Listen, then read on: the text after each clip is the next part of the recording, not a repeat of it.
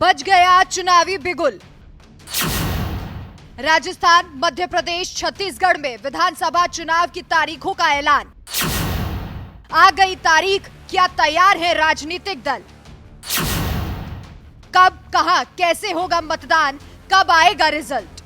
5 राज्यों में विधानसभा चुनावों की तारीखों का इंतजार न सिर्फ तमाम राजनीतिक दल बल्कि जनता भी कर रही थी कि कब वो अपने लोकतंत्र के इस हथियार का इस्तेमाल कर पसंदीदा सरकार को कुर्सी तक पहुंचाएंगे।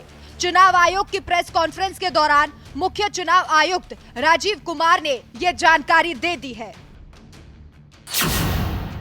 कब, कहां, किस दिन होंगे चुनाव? मिजोरम 7 नवंबर राज्य में एक फेज में चुनाव होगा।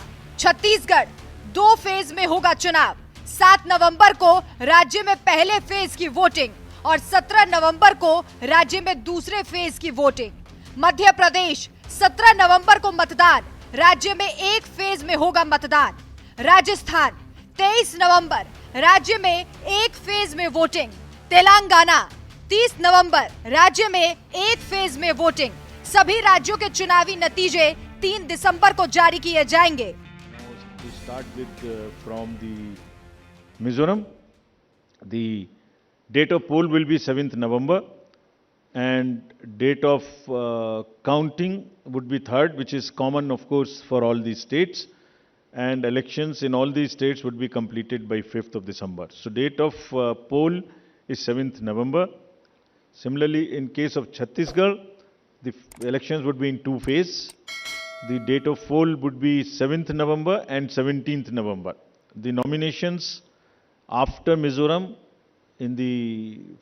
for the first phase of the Chhattisgarh would happen on 20th, the 13th, and the last date would be 20th. Date of poll being 7th November, and for phase 2, 17th November.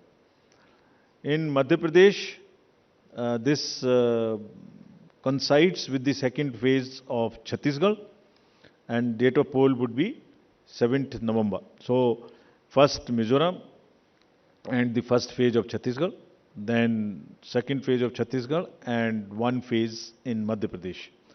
Thereafter, Rajasthan, where the date of poll will be 23rd November in one phase entirely in Rajasthan.